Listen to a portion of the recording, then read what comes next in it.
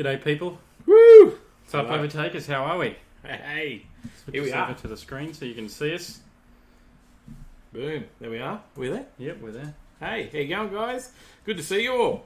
I'm going to pop out my chat. Boom. There it is. All right, away we go. Here we are. They got the right slide up for starting? Yeah, did well. We're on track. Another week. What episode are we up to? 15. We're up to episode 15. Mm-hmm. Gee, that's got away from us. Yeah, 15 weeks in a row we've been doing this now. Wow, that's cool. And we're starting to get a few more tuning in. I'm loving it. I think we probably 15 or 16 sitting in the waiting room waiting for us to come on and listen to a few tunes. There's some good tunes going through there too, hey? Yeah. How's that for non-copyrighted music? Yeah, we've done well this week. Yeah, it's not bad. Great seeing a few coming into the comments and into the chat there before we get started as well. That's pretty cool. We'll get a few minutes to type out a bit of stuff. Say good day to everyone. It's pretty awesome. Well, we've got a few stories to go through this week as well, don't we? So yeah, pretty much similar to last week in the amount of stories we got. Yeah, there's a bit happened across the week in the car world. But we didn't do too much last week, did we? Ourselves. No, we just did a lot of catching up on some footage and doing some editing because we're way behind in our editing at the moment, trying to get the last few shows up that we've got. We've still got. And there was some scary weather warnings. Yeah, there was. We were about to head out on Saturday up to Browns Plains, and there was hail warnings, and that scared me away from pulling my car out. And we didn't get much anyway. We would have been safe, but yeah, well, stuff happens. So we got plenty there to still to bring in the way of videos across the next couple of weeks, haven't we? We've still got. You're working on Advance Town, the Big Boys Toys, Toys, the variety show that they had up there, and then of course Kenda. Yeah. So, which is massive. There's just so much footage to go through there and just to try and we're about like 20, 30 hours of footage. No, probably even more. Yeah, it could be more. Like it's so much to troll through and then work out what we put together to bring a 20-minute video. Yeah. You try and cut it down into that. It's crazy. But yeah, big shout out to everyone that's joined us already. Rodney, Lynn, Sally, Mad, Kiwi, Paulie. Who else did I miss? 5-3 Wizard, Matt. 5-3 Wizard, it's got to be Matt. Yeah, Rat Fink's here. Rat Fink, all the way from Daytona Beach. Definitely would love to be over in the States. And Charles Galea. Charles Galea, yep, he was here in here early as well, waiting for us. And Kiva's my bitch. He's got a question about the car we choose for a logo. Any reason why we didn't go for an Aussie car? To be totally honest, we did that logo when we were just chilling, doing something on weekends together, and we paid a guy $10 on Fiverr.com to make that logo for us. But we're gonna redesign. We're rethinking it. We're in the planning for the new logo. It's gonna keep the same sort of. Maybe we just swap it out and put the HJ in there. Yeah. Well, what about my future cars? We could put the Mirage in there. You could have one for yourself for the Mirage. You water chestnuts. But good question, man. Good question. But as simple as that, it was we paid someone $10 on Fiverr to make us a logo, and that's what they come up with. We just told him old school, like a muscle car, and he was like in India or somewhere. Yeah, I'm not Pakistan, sure. Maybe. Yeah, he was in one of those countries, and Fiverr.com. We went all out, but it served its purpose, and we'll update it. But yeah, it's a good call. All right. Well, I'll just quickly do a little shout out to anyone who's in here, because I see we got 19 in here. If you don't know, if you're on mobile and you don't know how to join the chat, it's just down below. If you flip it up into portrait mode, if you're watching in landscape. A few people have actually said that to me. That how do I get into the chat? They've like, I see it every week. I've been watching your show, but I don't know how to chat. And you're not alone. There's plenty of people that have actually said that to me. And so I said this week, Tyler, do a screenshot. And child, have you thrown it up there? But yep, it's up there now. There you go. So there's a little picture of where it is. So it's just below the video where the like symbol is, and there should be a live chat there, and you should be able to hit that. And I know there's a few people that'll throw it up on their TV on Chromecast or whatever, and then they chat away on their phone as well. Yeah. So, but that's where it is. So if you're looking for it, jump on there, say good day. And Matt Kiwi says, don't change the logo. So so does Paulie. He says, don't change it too much. Oh, don't change it too much. And Tyler's Mirage. That's probably the J-Man. plan. Yeah. Yeah, we'll just see where it goes. But, I think it'll evolve. And maybe we'll just change it up. And because we've got Superformance shirts on, of course. Yeah, for our supporters from Superformance. So if you don't know who they are, they've been around for 40 years, building epic projects. You can check them out. Some of their awesome work on the Rides Down Under Workshop Wars show. They've got it on their YouTube channel the first season on Superformance, and it's also on, I think, 7 Mate. Yeah, and Grant, Todd, and the whole crew out there. Amazing people, and have welcomed us along into, like we're part of the team, haven't they? And they just love what we're doing here, and and because we show everything on cars, right? And they do a lot of stuff as well from every type of car, but they certainly do a lot of American and a lot of hot rods as well, and that's cool as what they do. But they do so much other stuff as well. They're doing a drag car at the moment, but they're just supporting us as because we're passionate about cars. Yeah, and they just see that and they're like, "That's cool. We like what you're doing," and get onto it. So, we've got a new subscriber from Jacqueline M. Thank you for subscribing.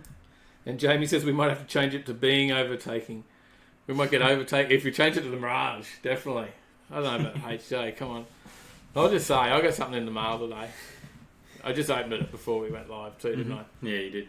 I got in the mail today, come my VP Racing Upper Lube Performance and additive for alcohol and ethanol blended fuels. And candy fragrance. And all I can smell is race car. All I think is drag strip when I smell that. And I'm like, I want this as cologne. How good is it? Smell it? You can smell it from over there? I can smell it from over here, yeah. That candy ethanol. So the E85 is going to smell a bit candy. So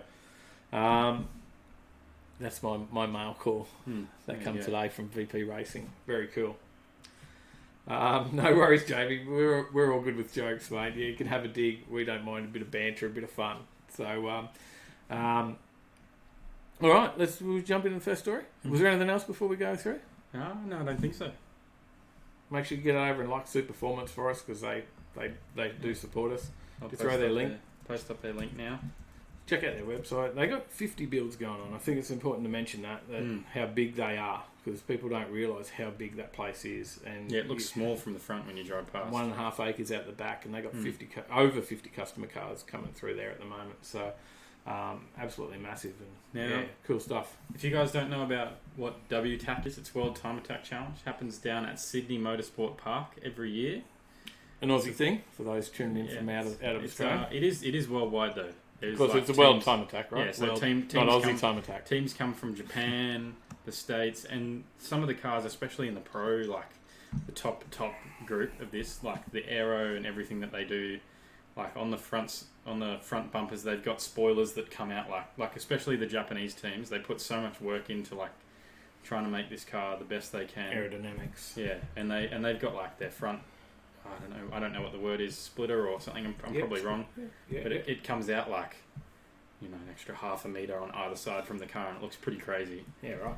And some of them, like the wings are just huge and things like that. It's a great spectator sport or spectator event, I should say, and it's a massive, massive weekend. I think last year they had the Mazda brought the 787B out. You were keen to get down there, right, for World Time Attack this year. I was. It was a bit too financial. soon, I think. Financially, it was a bit hard for us to get down there. Yeah, but I think next year you got some mates. Obviously, you've been on the Subaru cruise, and a lot of those guys are heading down there for that. Yeah, they go down every year. They go down every year. There's 20 cars going together, 30 people. Okay, yeah. And while they're down there, they go for I think 10 days. Or this year it's only 7, but next year they're talking about doing 10 days, and they're going further down first, and they do car meets every single night. Yeah, right. In Sydney. Well, maybe that's next year. But anyway, and we also talk about the Hyundai i30, and we've made mention to this thing because it's for a new car. It's a pretty cool little hot hatch available in Australia, and they've got the i30N, and they've recently launched the i30N Fastback as well. They're overseas. You can get the Velocitar N or Velocitar N. Mm-hmm. But yeah, and this one I think is about. This one actually is the fastback, isn't it? So I'm not sure. well, that's what they're saying. They're going to enter a lightly modified i30N fastback in this year's World Time Attack. That's into the club sprint class. It goes head to head with other lightly modified cars. So people take in like Honda Civics and all sorts of stuff into that. Sort of, it's sort of like the entry level that anyone can enter into. Okay, and the i30N... It doesn't matter how modified well, I guess it doesn't matter how modified. You can't go crazy. You can probably go up a category, but... Yeah. It's a pretty cool little thing. Like, under the bonnet, it's pretty powerful, but it's a slightly more powerful take than the i30N's turbocharged four-cylinder engine on this one that they're going to enter. It's got a reworked ECU, a bigger intercooler, upgraded turbocharger. It breathes through a different exhaust as well. It's not the stock exhaust. Mind you, the stock exhaust is loud, but apparently it's a louder exhaust again. And it's loud when you put it into N mode, right? So, but this one's louder again, makes a bit more noise. And then it's got a few things that are from the i30N Project C. Do you know much about that? I don't know much about the car, but I do know what they brought over. They brought the forged Oz Racing wheels. Yeah. That they nicked them from that. And the carbon fibre bonnet and Alcantara steering wheel are also out of the Project C. Not major units, but I can say that i30N Project C is something that we don't see in Australia. So that's a European model only. Okay. There were 600 of them, exclusive to European market. It still has the normal, what we see in the i30N here, 202 kilowatt, 353 newton meter, 2 litre turbocharged, 4-cylinder engine. It's got 378 newton meters of torque on overboost, because it's got an overboost as well. And it's a bit lighter as well. It's about 50 kilograms lighter. There's a few other bits and pieces as well, because of the carbon fibre parts. That's why they call it the C model over there.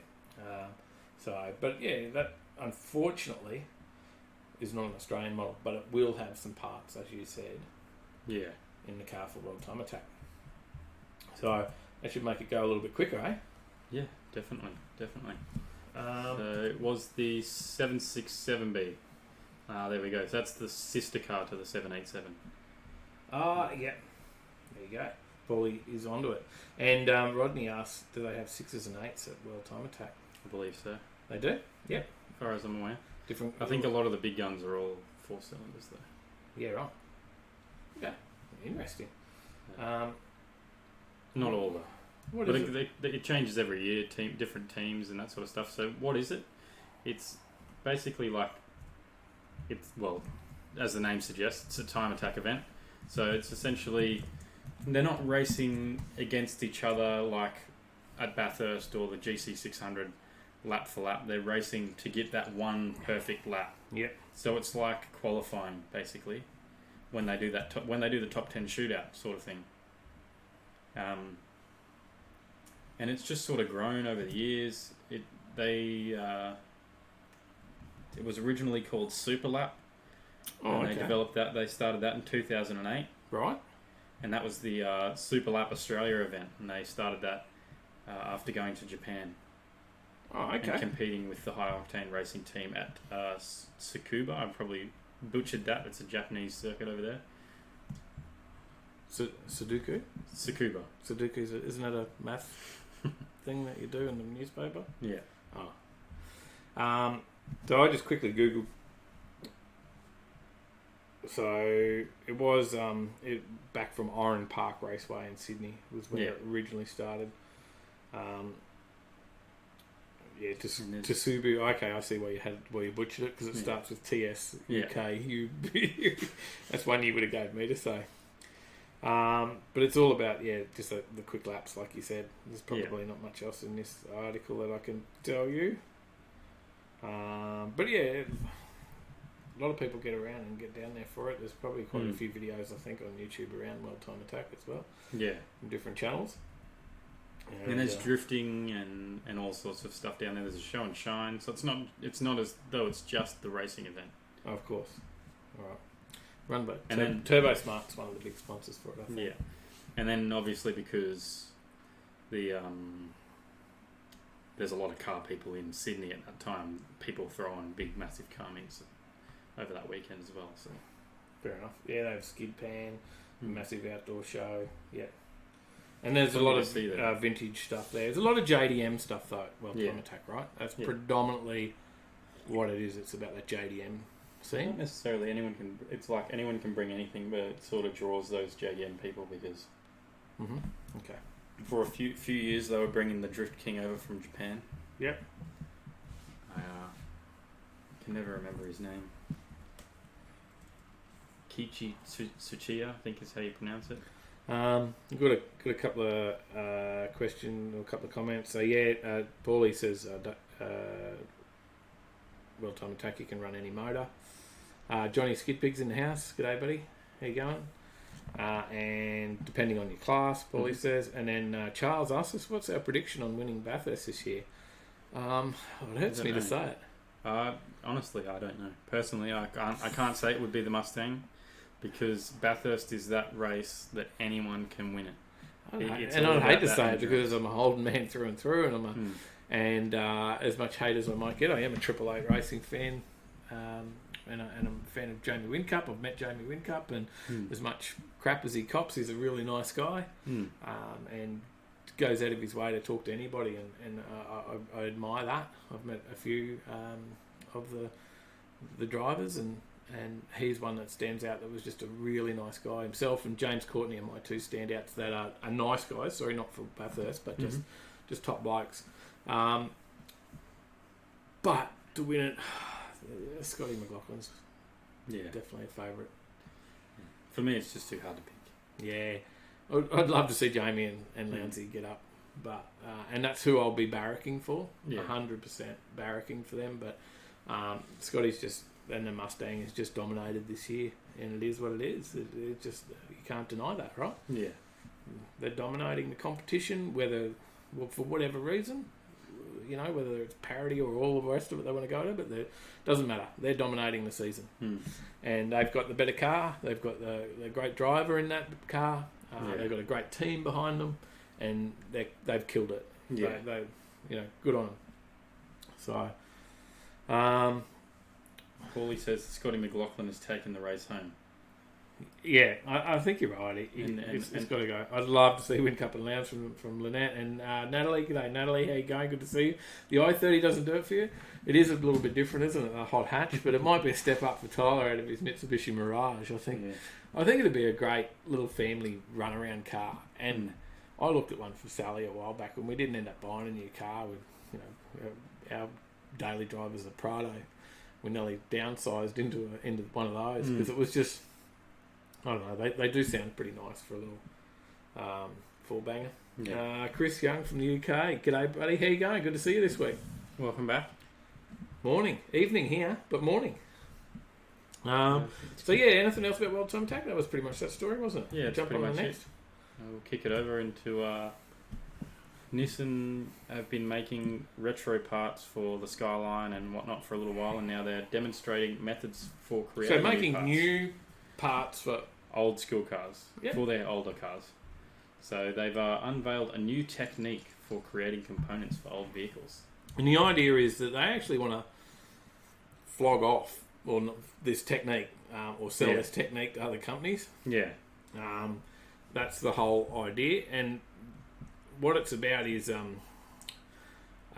dual-sided dialless forming. I think is what they call it, but you'll see that robotic arm in that picture.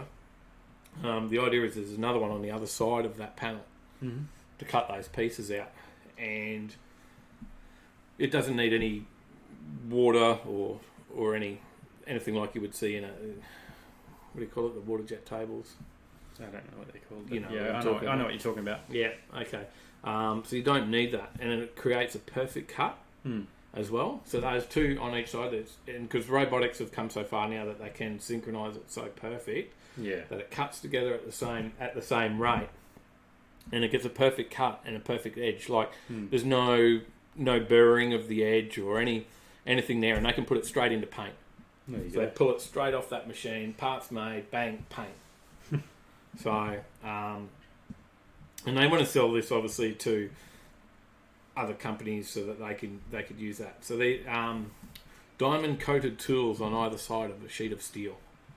And unlike single side forming, the new method is capable of producing components with more complex designs and surfaces. Dual sided technology is only possible now. Robots have a much higher degree of dimensional accuracy.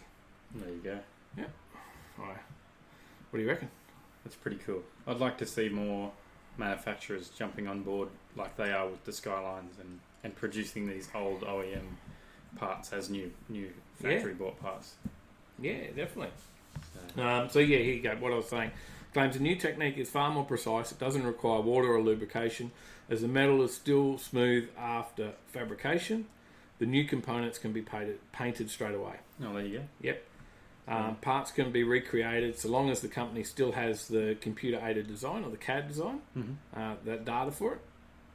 And if the team can't recreate the component in 3D using CAD, they'll need a 3D scan of a working component, but then they can make it.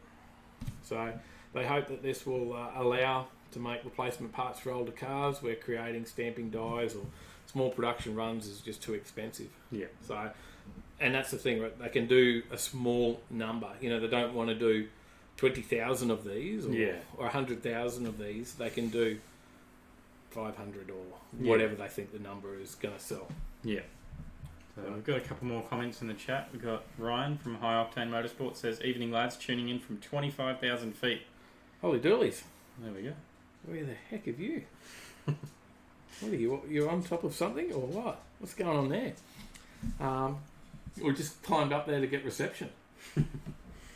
Mad Kiwi, you're a little bit early for the funny laws, but we'll read it out. Enjoying a beer whilst driving to your destination is actually perfectly legal in Costa Rica. So long as you do not become too intoxicated, authorities turn a blind eye to drivers who drink and drive. Got in early. Made sure he got in early. We're a few segments off that, but we'll pay. And good Chris, to see you brought one. And Chris says in UK it's illegal to be drunk in a bar. Oh, really? Well, it's getting that way these days here too, isn't it? Yeah.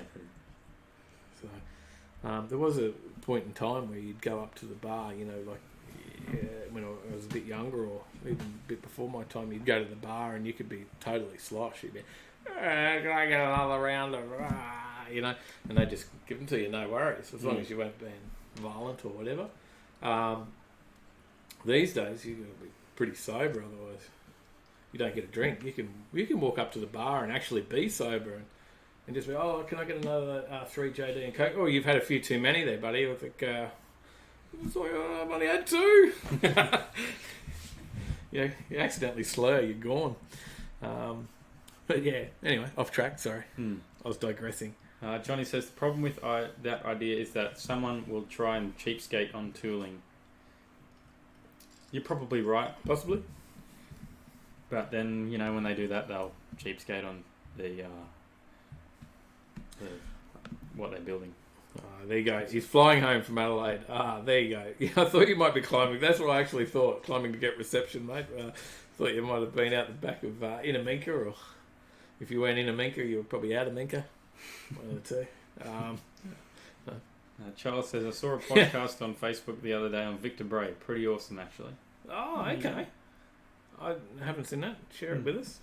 Jump in the Discord, which I'll post a link to now. Check it out because we gave the scoop last week that Victor Bray will be on attending Kenda next year. Hopefully we're right with that now. Yeah, we've got the scoop from his son. Jamie says you were young once, Dave. Well, apparently, but I've always had the beard. Maybe. All right, next story. Let's jump on through. Now, this story, I was pretty excited until I clicked. 86. I was super excited until I clicked on it. I had a look and I went, Toyota 86 cool. And Subaru BIZ. I went, cool. They're going to continue with it. They said last week that they were going to outdo the Supra, and they have absolutely not done that because this thing looks awful. You don't like it? Yeah. If this is if this is what they build, it is awful. I hope we don't. If this is it, I hope we don't see as many around as what we do right now. Okay, because we ran the story last week around the 86 is going to take on The Toyota Supra. The Toyota Supra, and they reckon it was going to be a more fun car to drive, and it would be bigger sales than the Supra. Well, there's only a limited run on the Supra, so it's not hard to have bigger sales. So this is a Toyota 86 and the Subaru BRZ, one and the same, pretty much. Yeah, pretty much. And I thought, I opened up and went, oh yeah, it looks cool, but you're shooting me down on that. Yeah, I think it looks awful. What are they doing with the front? What are they doing with the back? I know you've brought more pictures, I got some right? extra pictures. This one's a little bit closer up on the front there, and there's something weird. I don't know what they're doing with this gearbox. This I don't understand. I'd have to read more into the gearbox, but it's got park, reverse, neutral, and drive, and then an M button. So I'm assuming that and then they've got a manual gear stick. So it's pretty commonplace that they have automatic gear sticks, and then you've got that manual that switches it over into paddles. But now they've got a manual gearbox and an automatic. And I don't know how it works. It's probably beyond my technological. But your biggest hate's that front end. But the just headlights. the biggest hate is that front end. What were they thinking? It's those. It just doesn't look right. It looks like they've stolen some styling from a Lamborghini and chucked it onto a Toyota front. Yeah, right. I think the back end's not much better, right? Yeah, no, I don't have a picture of the back end though. I'll see if I can whiz that up quickly. Yeah, I don't think it's much better. The back end doesn't look great. And what about the convertible idea? Yeah, not a fan again. I don't think it's meant. I don't think this car is meant to be a convertible. Yeah, it's a coupe for me. It's like nearly a not a T-top, but it's sort of like that Trans Am type convertible as well, because it's still got the back hatch. Yeah, I don't know. Yeah, I'm not a fan. I get what you're saying with the front end. It does look pretty crappy. I don't know about end. from the side view. It does look okay. There's the back. I just don't like it at all. It looks weird. It doesn't look like an 86 to me. Well, it looks like they've stolen styling from like 20 different cars, and then they've just gone, this looks great. So, but what I've read is this is the HV sports concept. So whether that's like an extra model or what. So yeah, I honestly hope that this isn't actually what they're bringing out. What's the story on it though? So the story is actually that Toyota have actually taken a bit more share in Subaru. Yeah.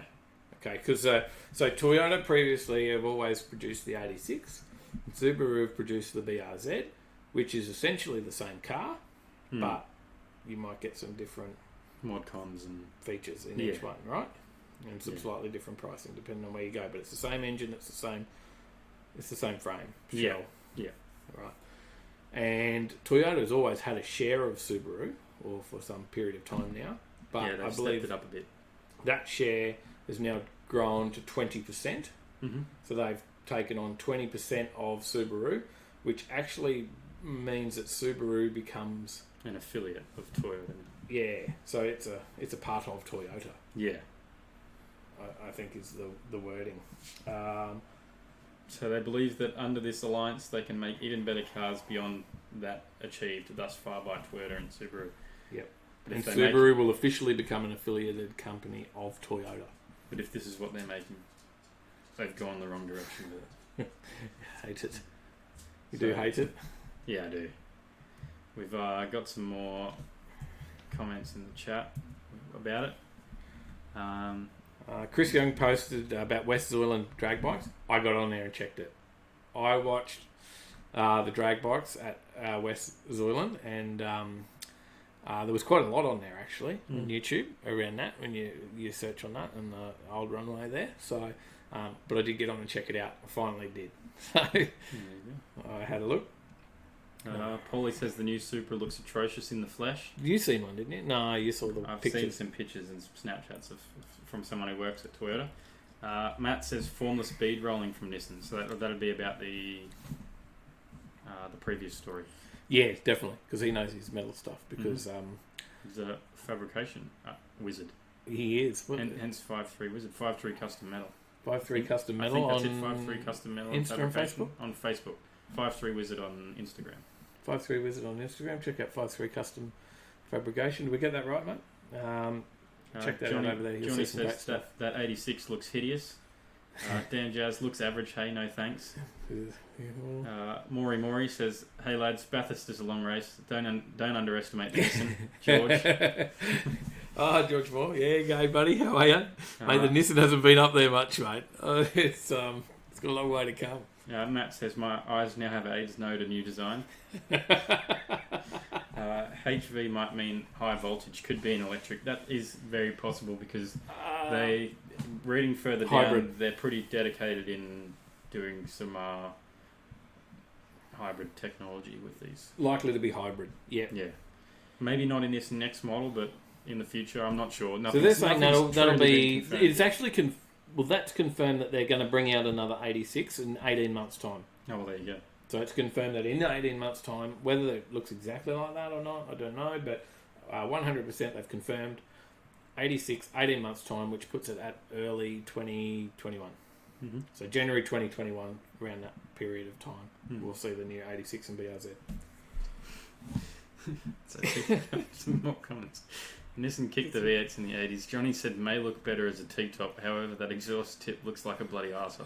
A cat's arsehole at that.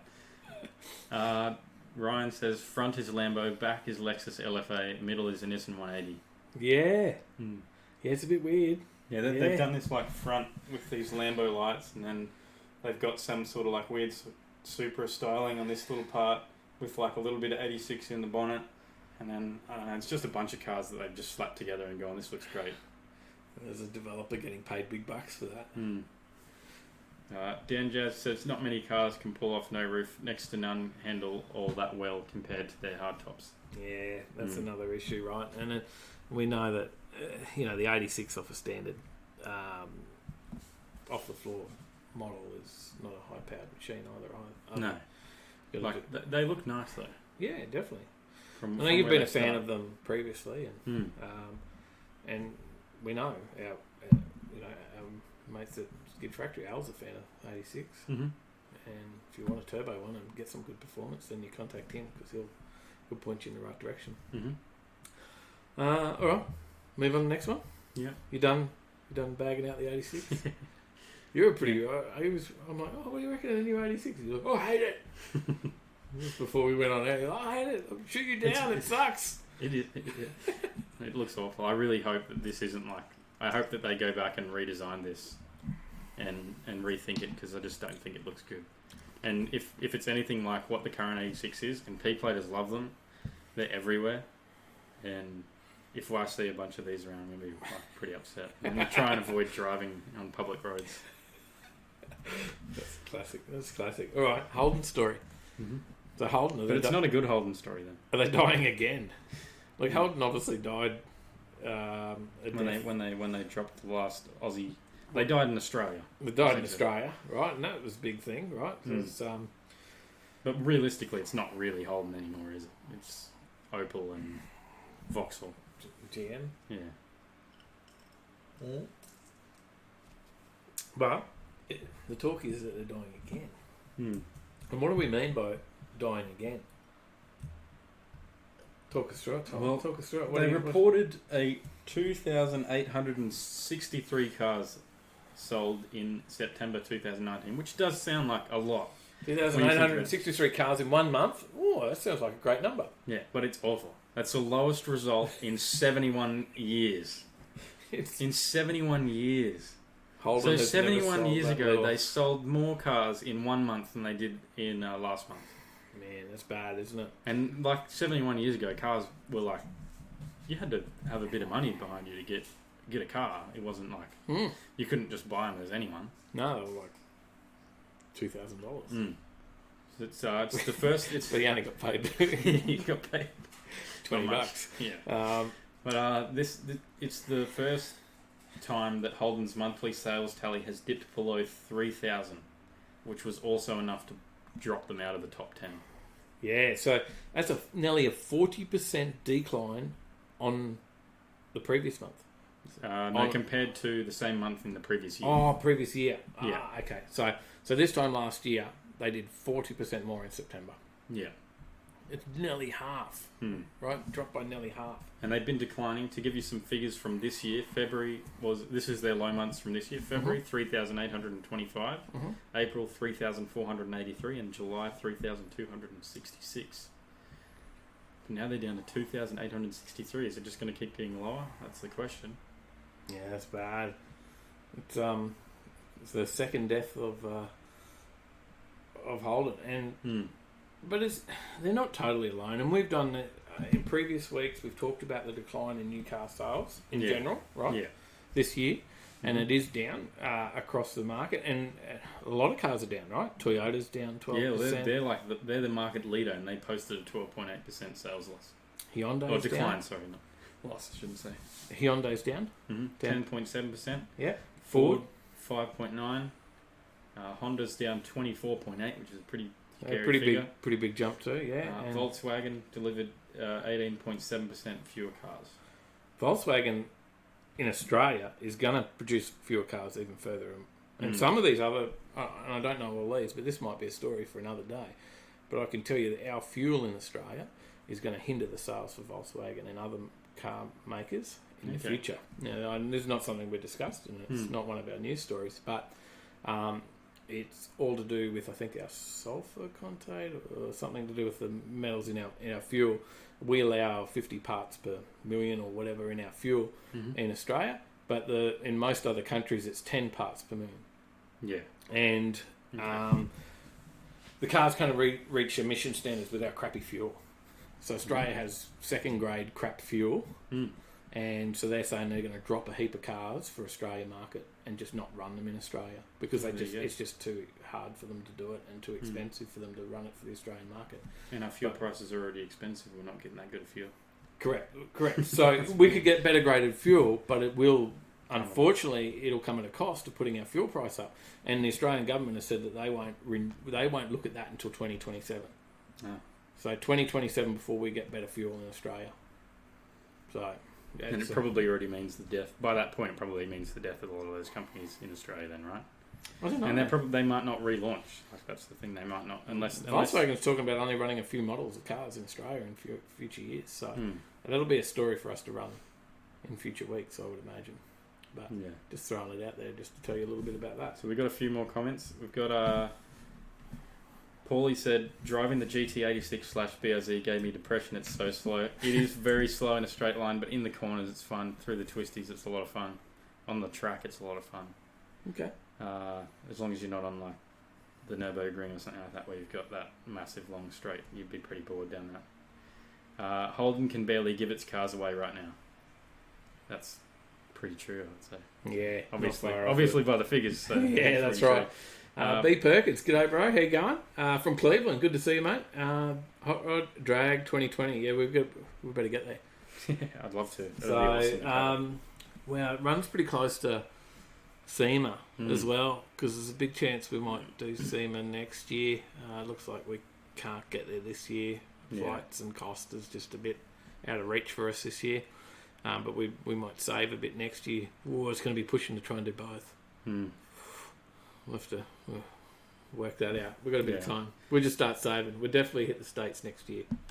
Paulie says, though as I said previously, the whole car industry is in dire straits right now and no one is really setting the world on fire in sales. Though the likes of Audi, BMW and Merc are looking okay. Yeah, we've talked about that in previous shows as well, that some of the luxury market is actually doing okay. Yeah. But there is a couple 10 brands that are up. No, not 10. There's 3 brands out of the top 10, sorry. Correct. That are up. 3 brands out of the top 10 that are up.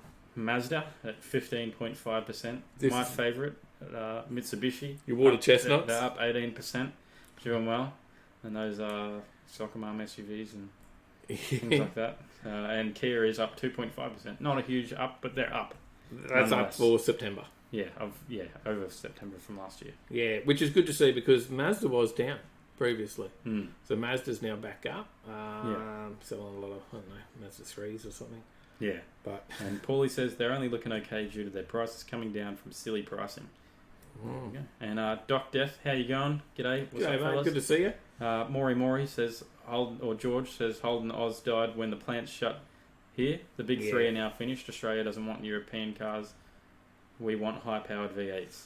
Yeah, you're right. It's not the right market, though, and it's not coming back. I can tell you there is no plans to bring back a V8 in that Holden market. But but you still got, other than that Commodore, which is not going to sell as well because people are a bit against it now. Yeah. But you still got Colorados, and that's where they're hoping that they would really pick up the market, right? But unfortunately, it seems that people are going to the Ranger. Yeah, and people are going to the Mustang. People are going to the Ranger. Yeah, and then also you got the Hilux, and you got all those like Japanese brands and China. Well, not necessarily Japanese, but Chinese brands like the Great Wall and those sorts of ones that have really Indian stuff. The Mahindras. Some news around Mahindra and Ford joining forces as well. There you go. That was a story we didn't bring this week, but maybe something else. Mahindra and Ford joining forces. Paulie says sales of V8s in Australia had actually been struggling in a big way for many years as the average car buyer is more interested in the SUV market. That's very true, and that's why sedans and that sort of stuff have just gotten bigger over the years. Yeah, and it is. The SUV market is there, and it's around the fleet vehicles and all the rest of it as well. Yeah. And Holden did say that they feel that some of the reason their sales are down is also because they missed a big fleet deal. They were trying to bring in a heap of cars for a fleet deal that they had, probably some sort of government deal or something, and they didn't make it in that month. And then also that there was a lot of dealer driven driving the demo cars. There was a big sale on demo runouts, so that took away a lot of the sales.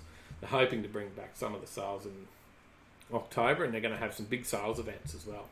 Okay. Here's a fun fact for you.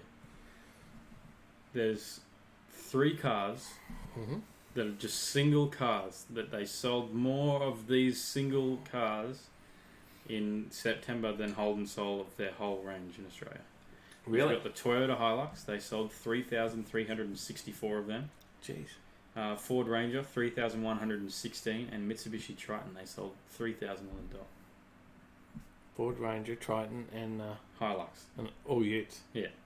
And they sold all more than the entire Holden fleet. 100% where the market's going. Talk Utes, right? Yeah. But why is the Colorado not in there? Yeah. They can't even sell as many units of all Holdens, let alone the Colorado. Yeah. So let's see. We got a few more comments. We'll catch up quickly. Skid Factory. G'day, Woody. How you going? Lemon squash in hand. Happy Thursday, fellas. Captain. Dan Jazz. Ford and Holden nearly always been the bottom of the pack. They robbed us for years. My God, drum brakes and steering boxes. Don't get me wrong. I still want one. So true. Holden, Mr. Smitten. Holden are still selling 2018 Commodore stock. Yeah. It is. Because they've got too many of them and they're not going to sell. Johnny Skidpig, CEOs sell our high quality fuel cheap and they buy shit fuel for us. Yeah. That is true. What's the price of fuel at the moment? What'd you pay this week? You fill up with 98, don't you? Yep. Yeah, I went to Shell. That was like 190, 191, I think. $1.91 a litre? Yeah. Hey, now E85's all right, isn't it? Well, $1.45. I might be using a little bit more, but it's about the same now. Yeah, well, you might pay off, actually. You might be a little bit better off. Yeah. Chris Young says, sorry, had a chore to do. I'm hopefully hitting Western Soiland again before the end of the year to get some more recent video. Those I posted were 2017 to 18. Aha. There you go. Car market in Australia sounds so much more exciting than UK. Our bikes are good, though. The problem with the car market in Australia is everything is so expensive in comparison to everywhere else in the world because of all the taxes and everything they lump on top of it. I don't think I've ever bought a new car in my life. There you go. I've had some new cars for work cars. But you've never bought one yourself? Never. No. They've always been second-hand cars. Jugong says, yo, what's up this week, guys? Sorry I'm late organising flights for Bathurst. Oh, there you go. Half you like. Half you like. Someone asked me, we're getting to Bathurst the other day. They said, no. Watching on TV. Johnny Skid Pig says, people buy the Ranger because of the wank factor. Yeah, look, it's not a bad car. I don't know. Ford have just got the market. I am not a Ford man by any means, and anyone that knows me knows I'm Holden through and through. But Mustangs and I think I'd take Rangers, the Mustang over the Camaro. Raptors, get a Raptor. They're cool. So with the right lift kit and stuff on them, they look pretty awesome. Ryan says people buy the Ranger for the functionality, comfort, power, towing capacity, and reasonable pricing. That's what they got. Unfortunately, they're just killing us. Chris Young, £1.30 a litre over there. I don't know what the conversion is on that. It's probably we might be more expensive than what we pay. Could be. Got high tax, just poor looking or eco. That's $2.38. Now, is that for like high octane 98 fuel, or is that for something different? Because I'm not sure. How much is that? $2.38. Did you say $2? It's 38 Australian. Yeah.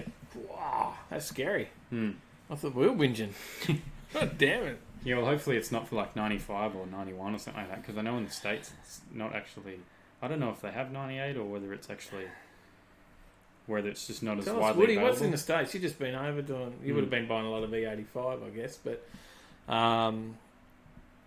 And it's a different setup in the States, right? You go to the pump to the States. We've got Ratfink. Who else is there still from the States? Because you've got to, it's a completely different setup. You pay for your fuel first, I think, in the States, whereas we just pump her in and then go inside and pay.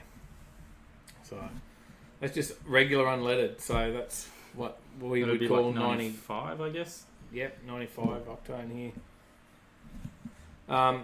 Ryan says he's keen for SEMA too. All right. Let's tee it up. Definitely. I would have loved to have gotten over there this year, and we were offered some tickets in the door, but we just can't quite afford the flights, and you'd have to tap into your house deposit. Yeah, not a good thing at your age to be doing that when you've done it. We've got a few more comments. Rangers spend more time at the dealership than driving. Trevor Smith. Paulie says the Ranger is easily the class leader as it stands. I've driven them all except the Merc, and I wouldn't even look sideways at something but the Ranger. There you go. Yeah, it's good to have some hands-on. Also, at the moment, the Hilux spends most of the time in the dealership getting repaired. Yeah, some issues there, unfortunately. Yeah. Woody says that fuel is cheap as in the States. As fudge. It's cheap as fudge. Chocolate fudge, caramel fudge, which one? We need the answers.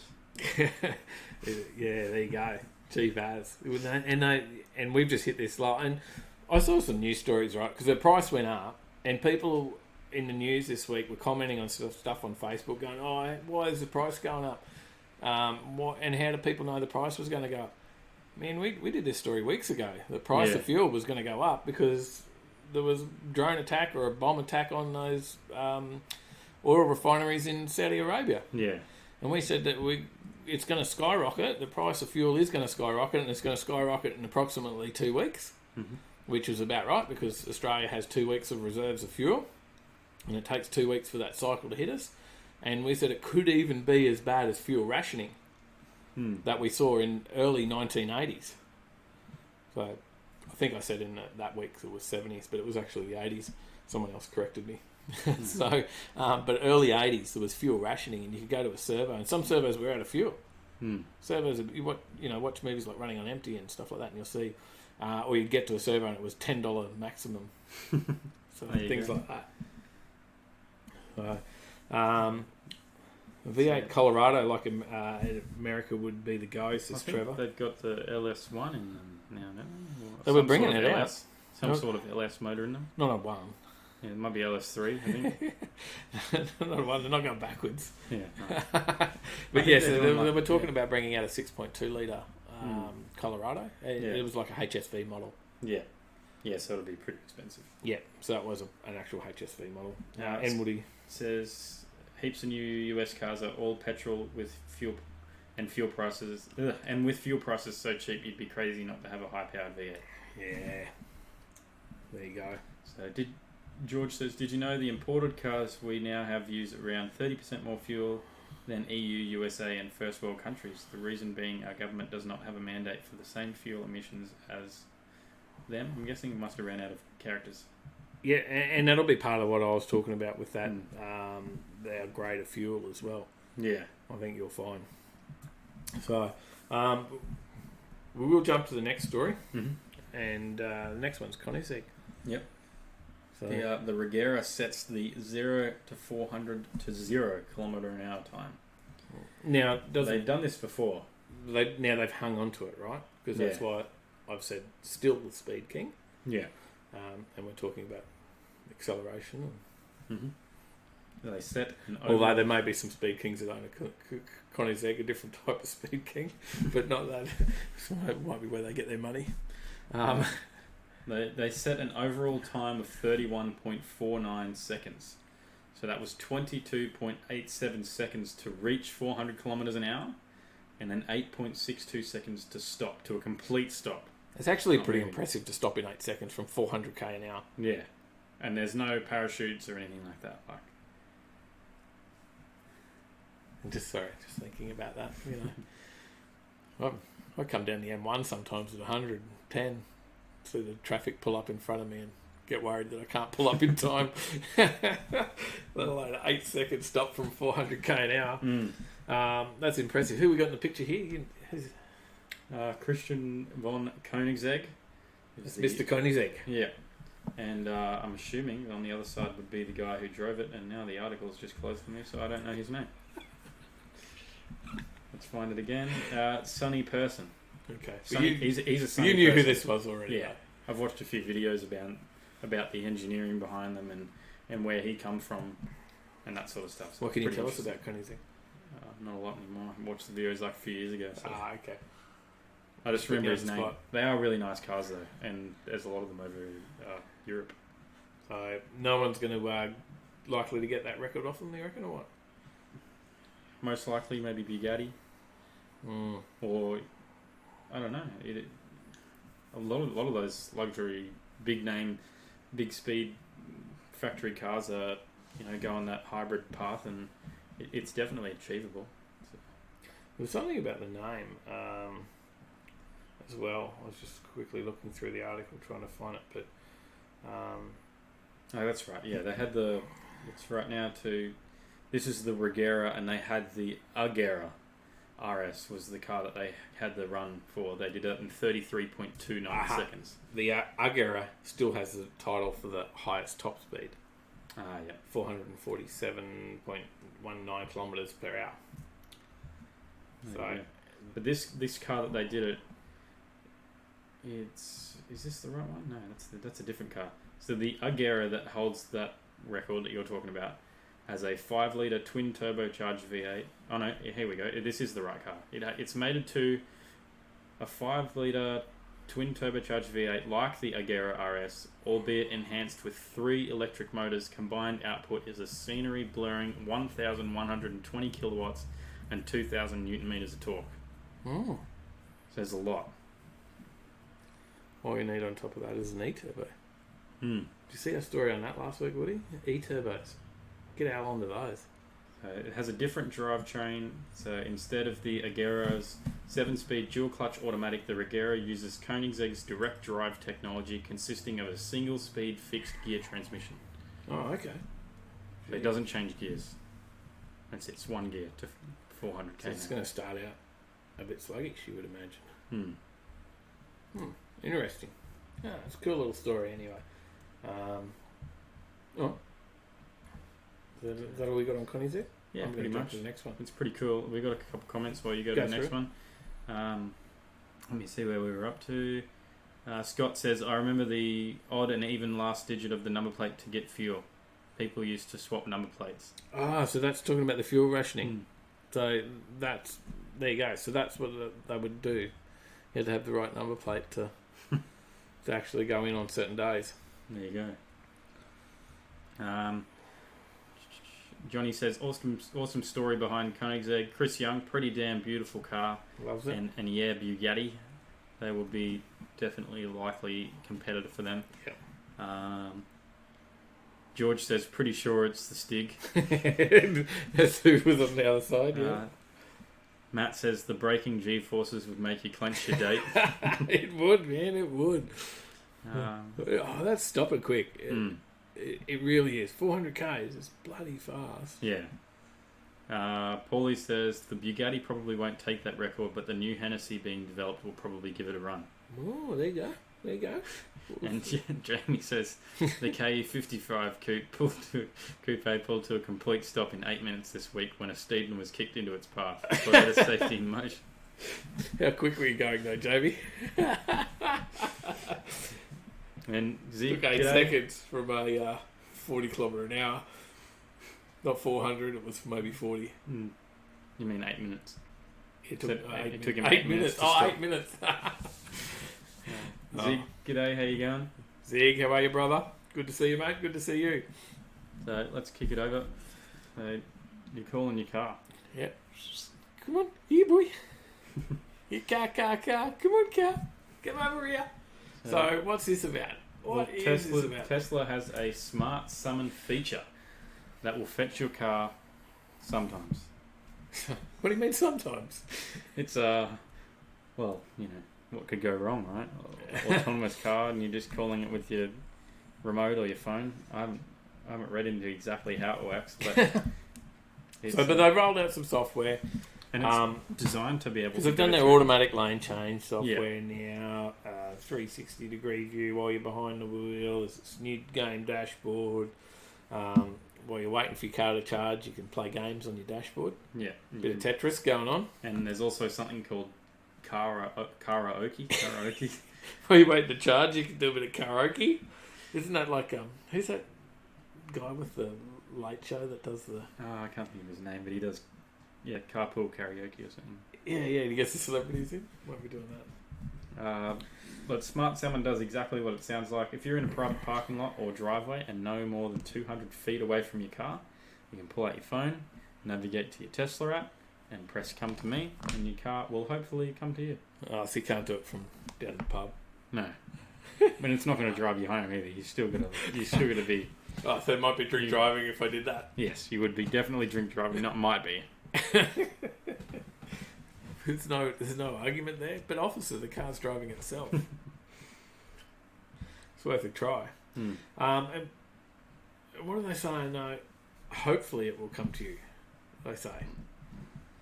I guess it's just a bit of a joke around it. I'm not 100% sure about it. About how it works. It's in beta mode. Yeah, beta. Beta? I'm sorry. Users have to follow specific instructions and pay lots of attention, is what Tesla has said. They're trusting drivers to use the Smart Summon exactly as it instructs in release notes off of public roads, and only if the app wielder can see the car at all times. Yeah, right. So, as with Tesla's automated driving feature, Autopilot, Smart Summon is meant to be used only in very specific situations. If something goes wrong because you're not paying attention, that's on you. Be prepared to stop the vehicle quickly, the company notes in an ad posted to social media. It may not detect all obstacles. Can it stop in 8 seconds if you go up to 400 kilometres an hour while it's coming back to you? Probably not. It's probably an issue if it's 200 metres away. Yeah. That's pretty quick. It's like, that's faster than a top fueler, right? 200 metres. Yeah, that's quicker than a top fueler, getting up to 400k, isn't it? They do that on the quarter, isn't it, or 550? Well, they don't do a full quarter of the top fuels. But yeah, you Google that shit now. Well, it's 248 mile an hour. Yeah, they so do it's over quicker. that. That's they do over that. Quicker than Ben Bray's pass at Kenda. Yeah, definitely. Yeah, 200 mile an hour pass. So you just got to watch, I guess, if you're in a crowded. How's it go with people? Well, it might run them over. Like if you're in a parking garage, you know, in the shopping centre, people walk out for any car and stuff all the time. Yeah, that's true. And well, it's not going to be beeping the horn telling you to get out of the way, I guess. So if it doesn't detect you, yeah, it's far from perfection, is what they're saying. And if Tesla is having some trouble in an uncontrolled situation, like a parking lot, then Tesla. All right, here we go. Let me read this again. This is a quote from a guy named Raj Kumar. What's his name? Say that again. Raj Kumar. Say that 3 times real fast. He studies autonomous technology at Carnegie Mellon University.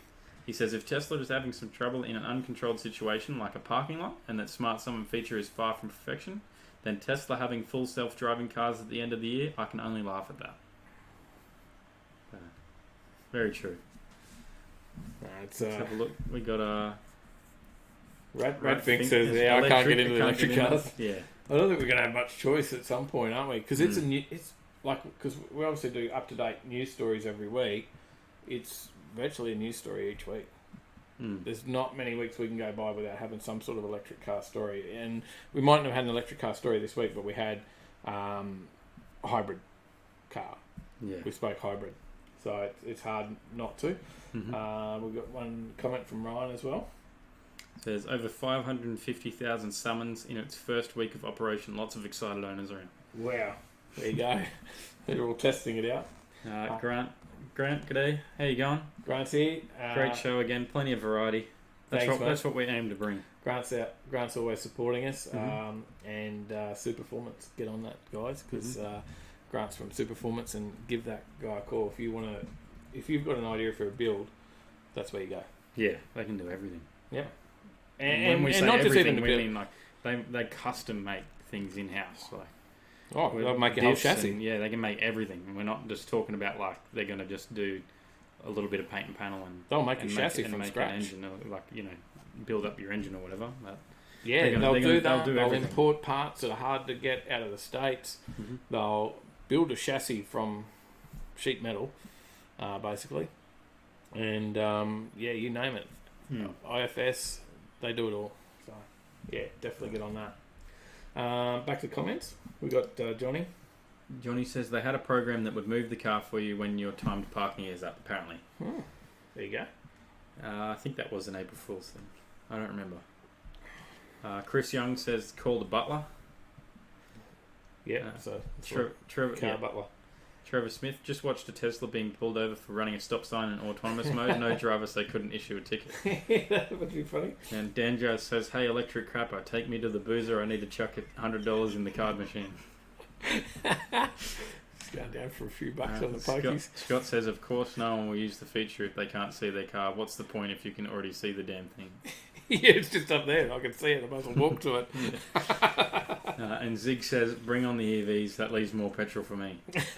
Well, yeah, you got to admit that maybe that'll make petrol prices drop for us. There's always going to still be petrol. Yeah. So maybe there's a market for EVs in our daily driver, and then our good old gas guzzler on the weekend. Next story. This is the last one. Last story before we jump into our silly laws and our what's on. Is the classic car market tanking? Yeah, now this is a big one. There's not often we get stories around classic cars. Everything's very new school. Yeah, all those classic cars like the Mitsubishi Mirage, the Toyota Yaris. All your classic cars. But no, generally there's EVs and all that sort of stuff that we're talking about because that's what's in the news. Yeah. But in the news right now is around the classic car market because the classic car market has been growing and growing and growing. Yeah, and we've seen the prices. Classic cars are going for so much money. What do we got? An XY GT Phase 3 is the top selling car in Australia. Not top selling car, sorry, the highest price at the auctions. I can't remember what it sold for, 1.2 or 1.3 million. Mind you, there was also Brocky's Commodore, but that's a little bit different. Yeah. A little bit different. Brocky's Commodore sold for 2.1 million. Over $2 million for one of only 3 Ford GTHO Phase 4s. Was that over 2 million? I thought it went for over $1 million. That's what it just says on here.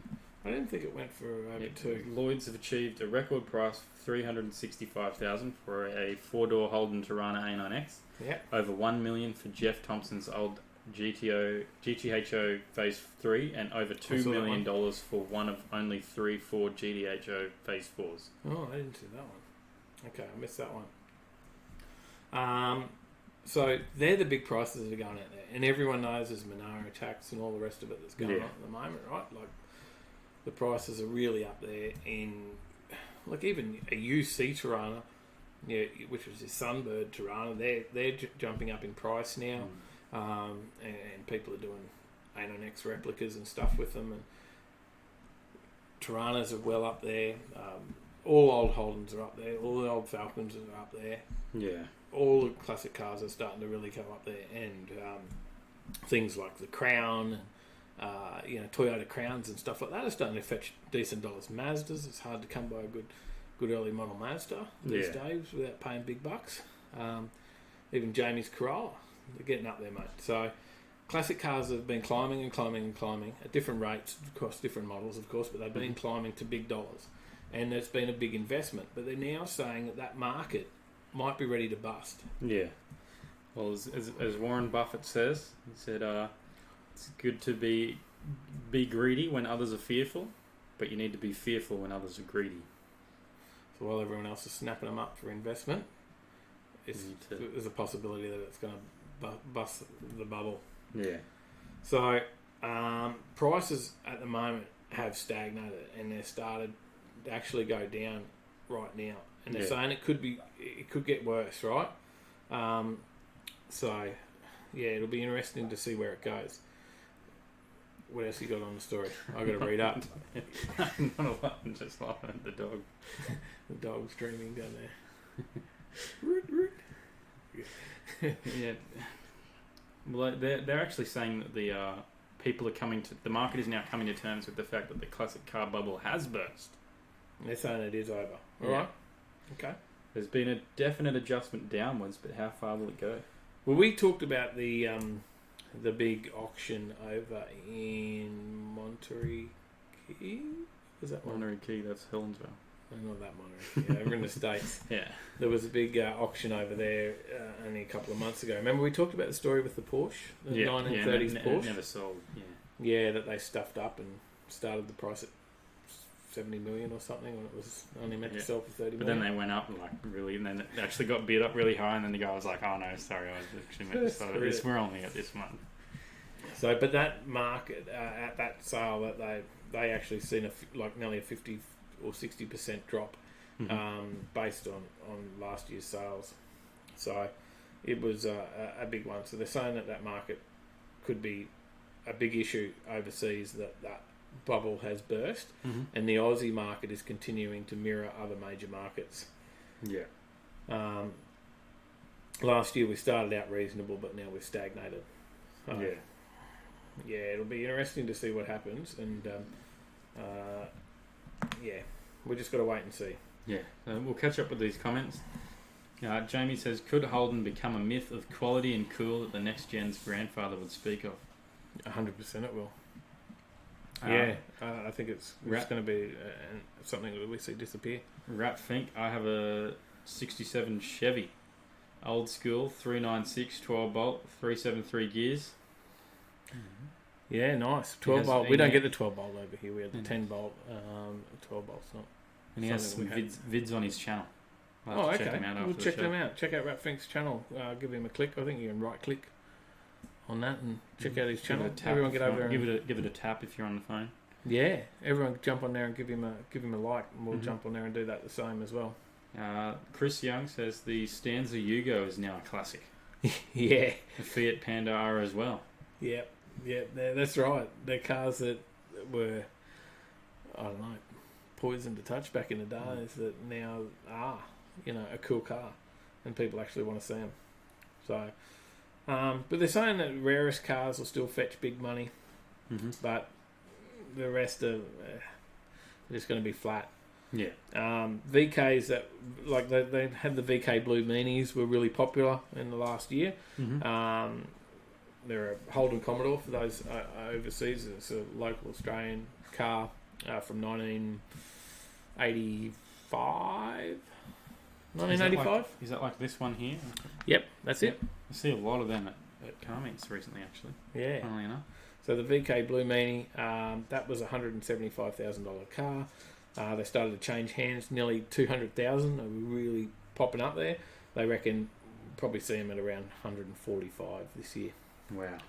So people that bought one for 200 are probably going to be pretty upset. A little bit upset with that, because they bought it thinking it's going to continue to climb at that rate, right? So, and that's interesting to see that the classic car market we talked about before, the new car market. Yeah. and a lot of brands other than the Mazda, Kia, and that one.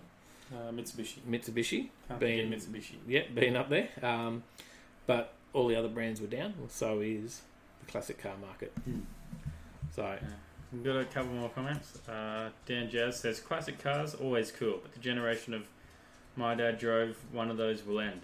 The price goes up as we, the children around 40 years old, may have the disposable income to buy.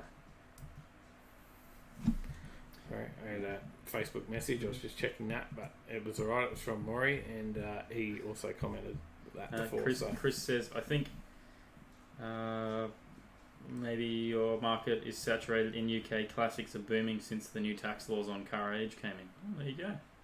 Well, they're saying that some of the because that was the up around, was it Florida or somewhere they have that big auction?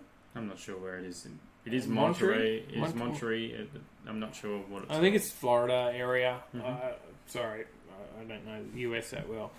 My way around or anything there, that's for sure. But I think it's around Florida, Monterey.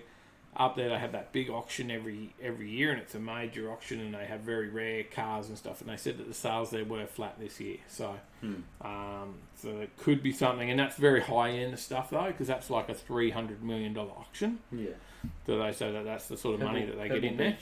Pebble Beach, wherever that is.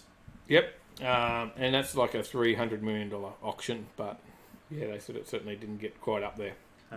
George says, guess I'll get a 1960s airplane starter motor, swap for the 318, put in a big battery in the 1969 VF hardtop. Maybe that's the future of classic cars. Well, that'll be an interesting swap. You should do a video on YouTube for that, Maury. Go for that. 318's a Valiant motor in his VF hardtop. Have you seen George's VF? Uh-huh. Yeah, there you go. Chris says, take a look at the Western Zoyland Bikes drag racing on my channel. Give it a click, guys. Check them out. Check out Chris as well, definitely. Share the love. Rat Fink says, Meekum Auction has all the classic cars for sale. Yeah, so Australia here, it's Lloyd's and Gray's Online and that one that we spoke about with the HK Monaro last week. But Lloyd's auctions are our Australian auctioneer really for the big ones. So, Scott, dream car is just a little less out of reach. That's it. It's getting closer. Maybe it'll get there. No, the auction that we're mentioning is the RM Sotheby's, not the Barrett Jackson. There you go. All right. Well, that puts us at the end of the stories, which puts us into we didn't do a slide for Silly Car Laws. Forgot. I should have done a slide for that because we've been going into it from some sort of police story over the last few weeks, and we didn't get it this week. So, but we'll just throw up the what's on slide and we'll move on. So, it's not what's on yet, but before we get to what's on, every week, for those that don't know, we've come up with searching Google anyway. Not come up with ourselves, but we search Google and we find silly laws, and Tyler has to find two. And I have to find two, and we don't share them with each other until the show. And then it's up to you guys to vote on who you believe had the funniest or whatever the silliest laws. Yeah. Out of the two of us. So, who's going first? You go first. But I'm going to read this comment. Jamie says, Overtaking Lane, what 90s cars do you think might be future classics? Well, one of them already is. VN Commodore. It's the AU Falcon. That's not a classic. Oh, no. Not the AU. I just had to mention it. Well, in the same year was the AU was the VN. I would say the VN is actually starting to come up there. I had a VN in the day, a V6 VN. There's already a lot of legends out of that. And, the AU was a Ford's flop. So as much as Holden's down in sales now, Ford was really down in sales in the AU because Ford market was all about that big and bulky car, and then they tried to bring out the AU, which was a bit of a copy of what they were doing with the Commodores. Yeah. And it just flopped. The Ford guys weren't interested in it at all. Yeah. So, and now it's just got this funny cult following. Yeah. It's just funny because of memes. Memes will bring anything to life. Yeah. But I would say the VN would be my 90s pick. Early 90s, of course. I don't know. You got another? What model's yours? Yours is a 2000 model, isn't it? 2003. All right. Okay, let's go to weird laws. Weird laws, guys. We got to vote. So you got to vote Tyler or Dave for weird laws. My first one is from Missouri. Missouri? And apologies for all our US viewers, but US always seems to come up with the weird driving laws that they are. I don't know if they're all enforced in any way, but California has a lot. Yeah. But I will say one thing, sorry. Classic cars, Evo 6.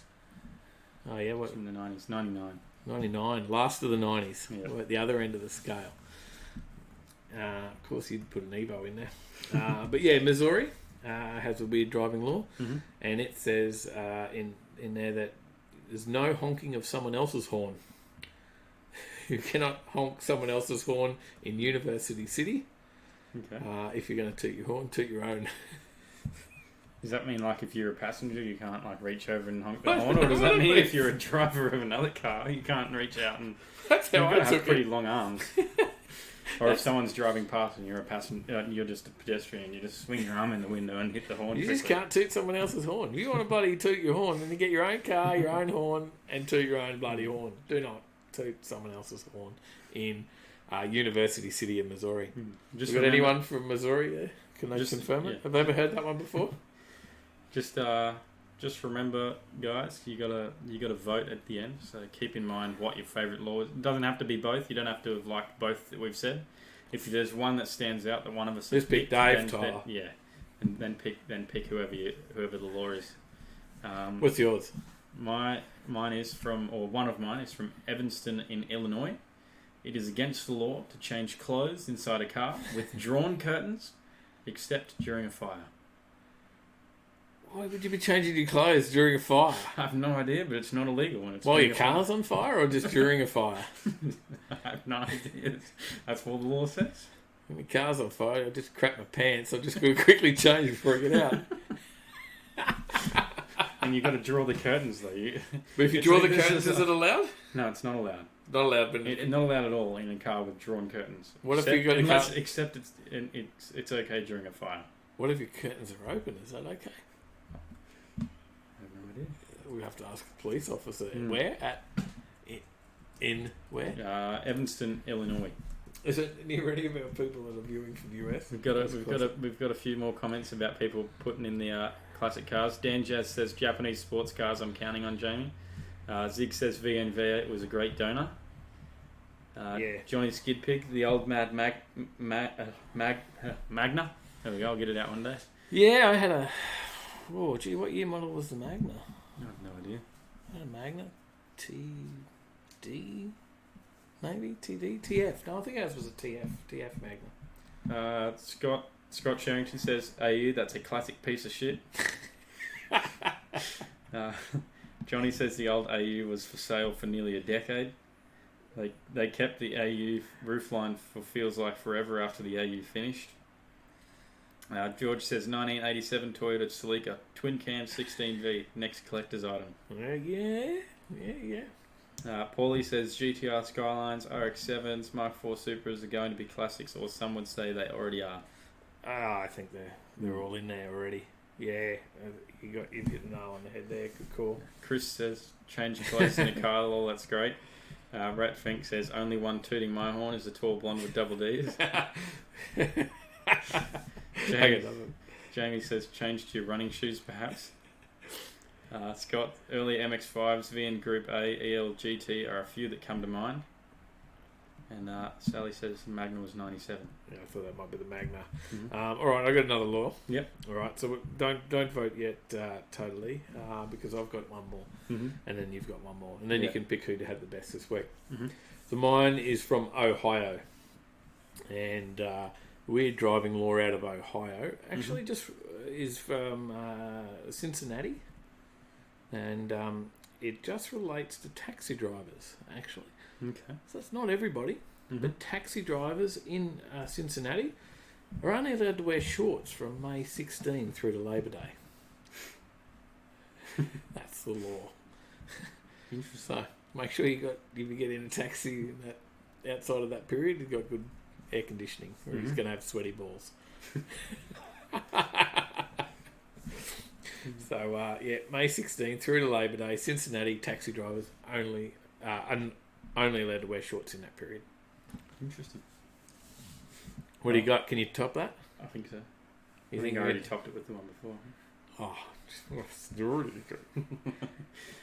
So in South Africa, motorists face stiff fines if you fail to slow down or stop for passing herds of livestock. So it's actually a law over there to do it. So it's like, it's just like, was it like, were people just ploughing through them that they had to make it a law? Like, is it just not just common sense that you would just slow down? Herds of livestock. Like, is it not just common sense that you would just slow down? You would think so. But I just want to destroy my car. You come out with one from South Africa. That's good. I commented that we had a lot of the weird driving laws from the States, but you got one from somewhere else. That's good to see. Wasn't California. Because California's got some doozies. Yeah, they do. We've already done them. We can't get back over it. But there's some good ones. Are they just like... some livestock, 6 gear, let's go. Get the boost. Foot to the floor. Boost, yeah, that's good. Vote now. Who had it? So I had Ohio with the taxi drivers not allowed to wear shorts in certain periods of the year. Certain periods they're only, or is it they're only allowed to wear shorts? Only allowed to wear shorts during May 16 to Labor Day. And in Missouri at University City, you can't honk someone else's horn. Only your own. And what do you have? In Evanston, Illinois, it is illegal against. It is illegal against the law. It is against the law to change clothes inside a car with drawn curtains, except during a fire. Why you'd want to, I don't know why, but motorists face stiff fines if they fail to slow down or stop for passing herds of livestock in South Africa. So that's Tyler, and vote for Tyler or Dave.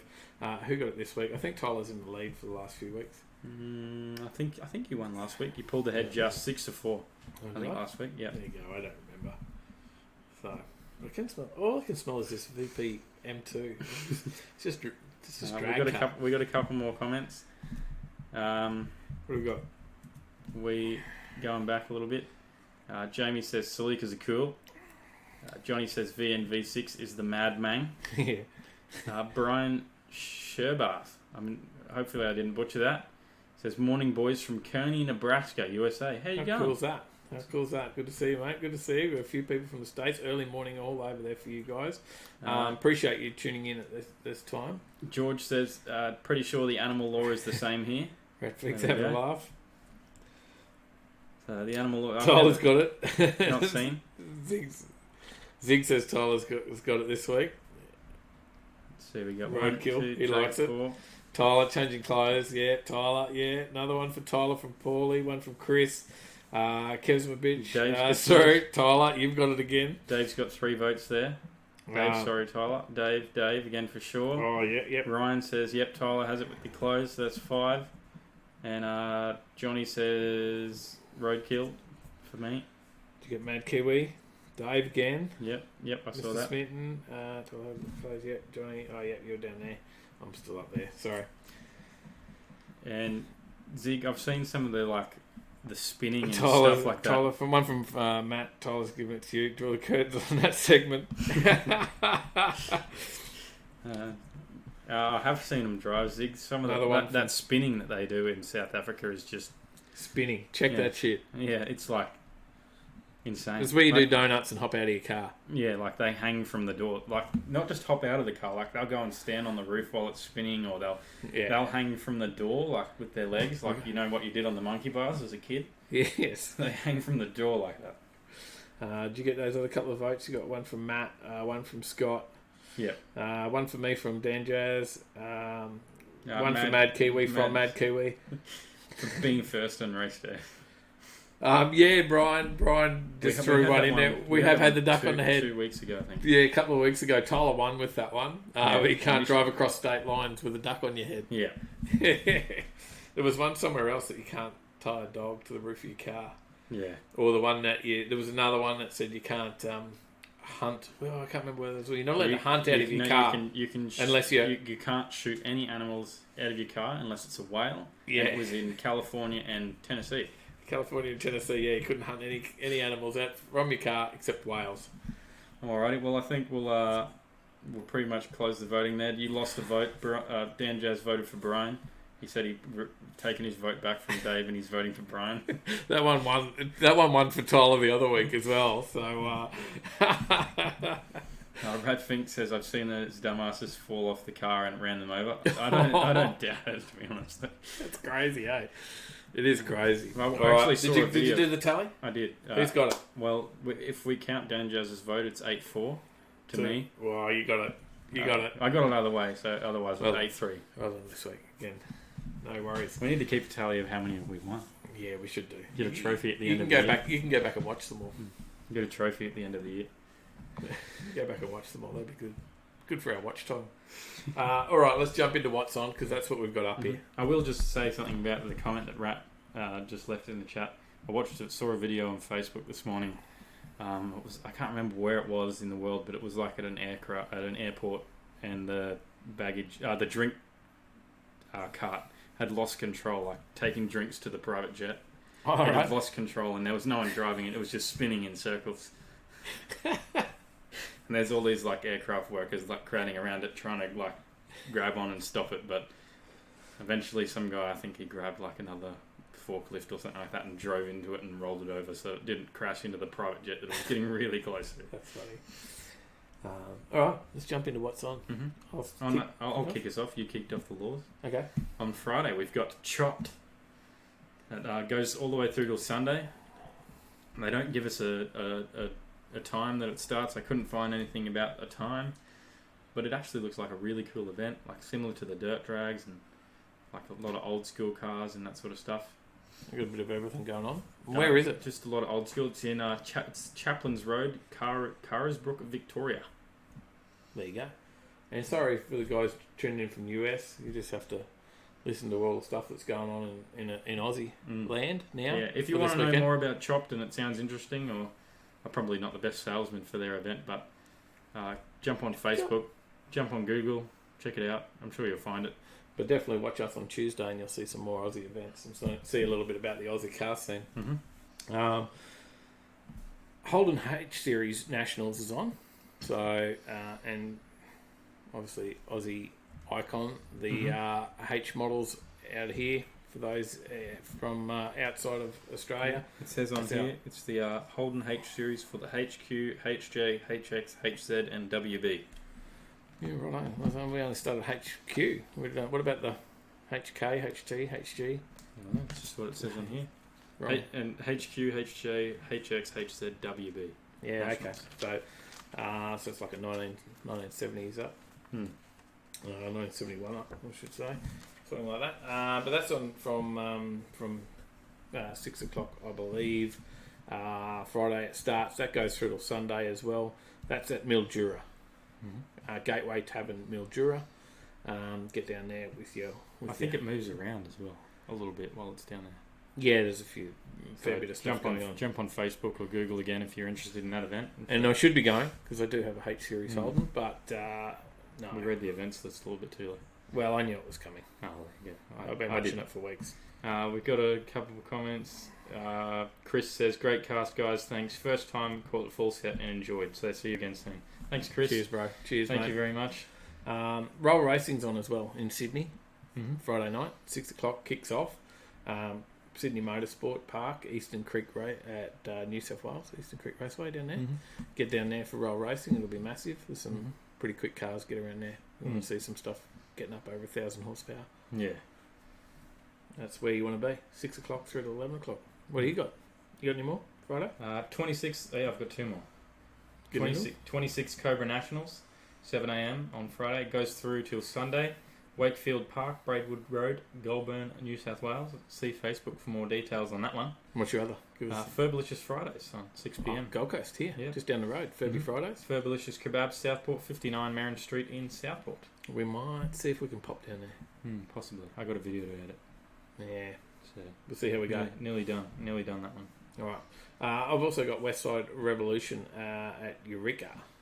7:30 p.m. to 11:30 p.m. Wilson Parking, Eureka, South Bank, Victoria. I think I read that they're trying to really bring back the JDM car scene down there. Okay, very JDM. All right. Mm-hmm.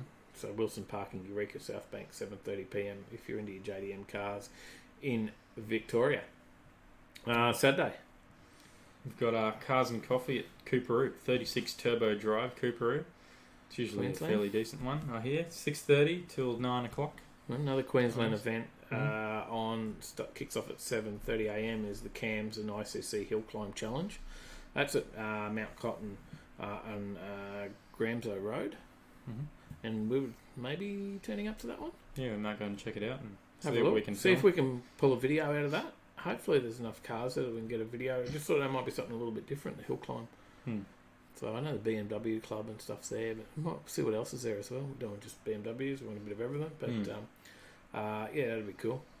And there's a big drag event on as well. I'll jump straight into this one, another drag event that I would love to get out to and bring some more free live feeds to. But I do believe that OVO will be at this one. Yeah. Which means they do a paid thing. They've got something going on with Willowbank. So unfortunately, we'll probably get kicked out if they're doing pay-per-view and we turn up doing live feeds. But we'll keep seeing what we can do and bring to you in drag world for you for live feeds in the future. But there's Sportsman Thunders on out there, 8 a.m. right through till 9 p.m. We'll probably go later than that, but at Willowbank Raceway, Queensland. Yeah. What else you got? We got the QR Spring Mat Series, 7 a.m. till 4 p.m. at Queensland Raceway, and we've also got BCMC. Oh yeah, They we'll put on probably some awesome meets. That's they got the street meet on at Rocky Hose Diner in the Rank, 5:30 p.m. to 8:30. Brisbane Car Meets and Cruising, BCMC, are pretty big. They're like an all-inclusive car club. And they really promote The that- positive. the positive. They're promoting that if you've got multi-generations in your family with all different types of cars, but you're all passionate about cars, they want to get you in the club. Mm-hmm. So very much what we're about. So Yeah. I'm pretty keen to probably pop out there and have a look at that one. Last time we went to Rocky Hose, the weather wasn't great, Yeah. so it did keep a few people away. So hopefully this one might be a little bit bigger. It's not a massive meet, that one. They do other meets that are quite big, but that was one of their smaller ones. But they always have prizes and raffles and everything there, so we'll probably pop out to that one. It's not far from us as well. And then I notice, because you've been typing up the events for me, right? Yeah. And Yeah. why are you smiling and laughing already when I just say you've been typing up the events for me? Because I know why. Because you stitch me up and you give me all the ones that are Hard to pronounce. hard to pronounce. And Bungendore Car, Bike and Truck Show 2019 is on at Frog Hollow Reserve, Bungendore, New South Wales from 8 a.m. And I have no idea whether I said that correctly, but I'm going with Bungendore. Let's catch up on some comments quickly before we kick it over into Sunday. So Jamie says, some things from the 80s. Aircon was a luxury. Cloth seats were an upgrade. A passenger side wing mirror were only on fancy cars, as were the rear headrests. Yeah, definitely. Scott says, what about the poor HB? HB Tirana. At the, Good call. The poor HB at the H Holden Nationals. H Yeah, Nationals. yeah. Zig says HB was the red-headed stepchild. Yeah. There's a few getting around at the drags now. I see a few HBs at the drags. Yeah. Rat Fink says Daytona Biketoberfest, 17 to 20. I'm going to try to get some good vids of the action. We'll Sweet. check it out. We'll check it out. You'll have that on your channel, hopefully. We're going to check out your channel as soon as we're done. Kivas says, awesome show, guys. Got to go, but see you next week. Cheers. Thanks for tuning in. Thank you, man. George says, got to say, lads, first time tuning in and has been very entertaining. Not so much for the wife, though. Too much car. And Paulie says about the Cooperoo Cars and Coffee, he says gets a big turnout and a lot of rares and exotics, worth a look. Up his way. So if we head up that way, we could always see Portly as well. All right, Sunday. We jump into Sunday. Did you stitch me up with anything on Sunday or what? I'm not sure. I can't remember. I'll quickly pick up these last two comments. Johnny says, always a good variety of cars at hill climbs / sprints. And Scott says, correct, Dave. I'm assuming. Bungendore.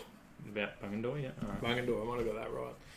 Or We'll maybe see it if was I get about the the next HP one. because Scott mentioned about the HP. Oh.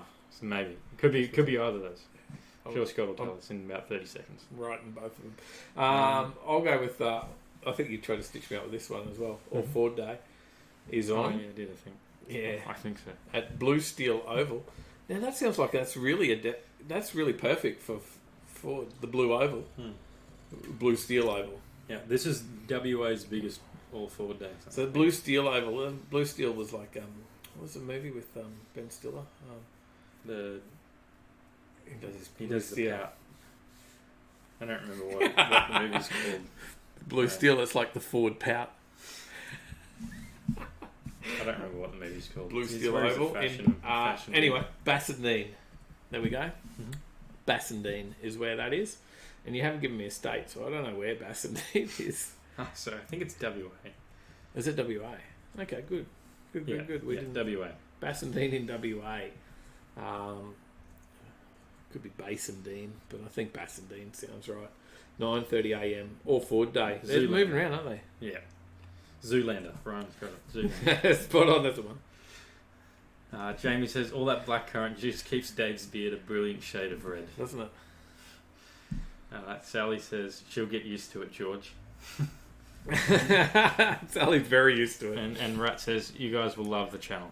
We'll be sure to check it out. Thank you, man. We're definitely, and we're all about promoting.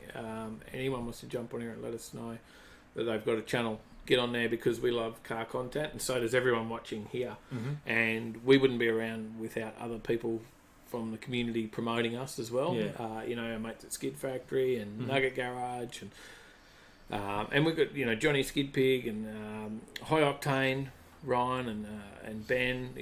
All these guys are all involved in the industry, and that's what it's all about. And we want to continue to promote it, the Aussie scene, as well as our mates over in the States like Rat Fink as well. So jump on and like his channel. So that's Bassendean all Ford day. What do you got? I have the Noosa Classic Car Show on 6 a.m. till 2 p.m. at Noosa Woods Park. There's one for Woody up there. Woody from Skid Factory. Not too far from him. Yeah. You can make that one. Get out there, Woody. Johnny says, don't worry, Mori. I get the same thing from my wife. Scott says, nah, Bungendore. I can't even spell it. And Matt says, great show, guys. See you next week. Thanks, Matt. Thanks, mate. Good to see you. Thank you for always liking and commenting and on all that stuff. Next one I got is Breakfast and Bumper Bars, which is up in Toowoomba. Yep. Our old hometown. Toowoomba, there's one for Maury, because I know you're not far from there, mate, and one for Johnny Skid Pig, not far from there. Johnny was interested in the event. So there you go. So Johnny and Maury could turn up, say good day to each other at that one. Breakfast and Bumper Bars out at the Wilson and Hotel, 8 a.m. Sunday morning. Everyone knows the Willie. Get out to the Willie Hotel. And Zig says Bungendore is in a state of confusion. Wilson and Hotel, which I would remember from memory, is Bridge Street, Toowoomba. There you go. On Sunday, we also have all Jap cars and coffee. Oh yeah, where's that? 7 a.m. to 9:30 a.m. That's at Kitchen 8. 60, that comes up fairly regularly, doesn't it? 62 Crockford Street, Northgate, Queensland. We haven't been up there yet, though. No, we haven't. Paulie might go to that one. That's up your way. And I've got Auto Amazing Show and Shine at Bargara, Nielsen Park. Bargara is, I think, Queensland. Did I not leave you with a state there either? No, you didn't leave me a state with most of them. Shocker. Who wrote this stuff? No, I won't say that. It'll make me write my own. I'm really slow at typing compared to him. And then on Sunday for our last event? I think I only gave you 3. Yeah, mate. Pink Nats is on. Charity Show and Shine. That's on 11 a.m. to 3 p.m. at Golden West Holden, 54 Burke Street in Dubbo. Dubbo? Oh, yeah? There you go. At the back of Burke, Dubbo. Excellent. All right. And Jamie says, does Overtaking Lane have a band name? Rocktober. Rock it. Rock on. Good call, mate. Good call. That's an in-joke, but it's all good. All right. Well, that's us for another week. Done and dusted. Bargara, Bundaberg area, says Sally. You are right. And Johnny says, Dave, that just sounded wrong. I'm assuming maybe he means about the Willie Hotel. Check. Go meet up Maury at the Willie Hotel. Paulie says Sunday mornings are for recrecreational violence for me, so I'll probably miss that one. Recreational violence. Well, if we head out to Cars and Coffee at Cooperoo, then we might see you, but we'd possibly head into that hill climb event. Hill climb at that Cotton. It's probably where we'll end up. Mm-hmm. Furby Friday if we can make it. Hill climb event, and then Rocky Hose at Nerang or BCMC. Mm-hmm. All right, guys. Well, thank you for tuning in. It was another how'd we go? Big show. 2 hours, I think. Well, not quite. Nearly there. We will be close to it. Very close to it. Yeah. Look, it's a big show. It's if you count our 15 minutes of music before we get started, it's 2 hours. Mm-hmm. We appreciate everyone that come on. We had a great. Great attendance tonight. There was heaps of viewers. I don't know how many, but there was plenty on. We've still got 24 watching now, and a few tune out at the What's On section. But we appreciate everyone coming on. We'll see if we can finish it this week without cutting off halfway through. Cutting off while we speak, because we forget about the 30-second delay. That's on there. Let's kick through these comments. Paulie says, give us a big yell if you head up to Cooperoo. We will do. Okay, all right. Rat Fink, peace, gents. Good stuff. Thanks We'll for tuning throw in. it in Discord or something, Paulie. Let you know. If anyone wants to jump in Discord. Also, just to mention, we didn't mention through the show, but you can donate. Yeah. For those that follow the show and want to throw something our way to, keep this blackcurrant juice in, to keep my beard looking good, or whatever it might be. There's just the super chat button down the bottom of the chat. Yeah, there is super chat there. There's a dollar, like a little dollar sign. Mm-hmm. So if you jump into live chat, you can hit the dollar sign. If you want to do anything afterwards, it's in our description. Yeah. So you can still do it through Streamlabs, and you can do that on any of our videos. We appreciate it. It's been cool. We've had a couple of donations. I think we got like $8 last week. Yeah, we did. So, and that sounds silly, like, oh yeah, we got $8, but that gets us, like, that pays for Tyler's entry into a car show, or my entry into a car show, and helps us bring another video every week as well. Yeah. Or it buys us lunch, a carton of chips or something while we're there, because it's all those little things that add up, right? Yeah. Like, we went to Power Cruise and it was $50 for you, $50 for me. We spent another $50 on food. Yeah. While we were there through the day. We put 16 hours in of filming, spend $150 to go out and promote an event for people. That we get, we just want to bring it out. We enjoy it. Yeah. Don't get me wrong, we enjoy it. But it's cool that, if anyone does want to help us out and throw a donation our way to just keep us going. Yeah. Because, we don't want to burn out and spend all our money. Tyler only earns $100 a week. Studying away. All his study only gets $100 a week, one day's pay a week, and all the rest of it's volunteer work and stuff. Also, if you jump on my Facebook, just to throw it out there as well, talking about charity and stuff, if you don't want to subscribe, or if not subscribe, if you don't want to throw any money our way, I'm doing Polished Man this month, which is raising money for kids and child abuse. So trying to stamp out child abuse.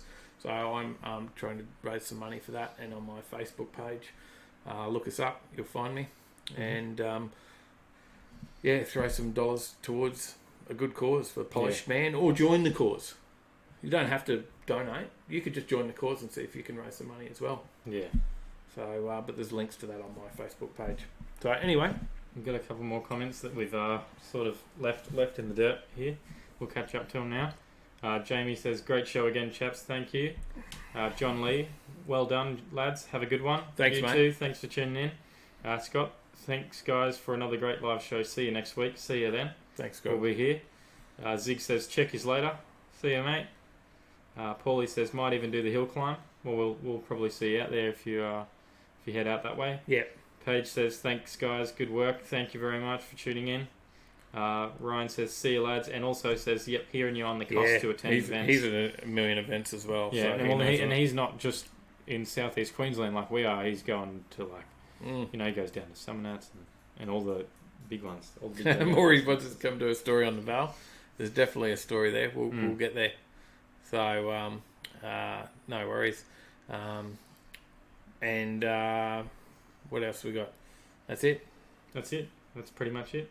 So I'll click it over to an end screen now, and I'll keep talking for Thanks a second. for tuning in, guys. And jump over and have a look at... We put a new video out on Tuesday, which was... The Salubrious Dirt Drags. Salubrious, Day in the Dirt.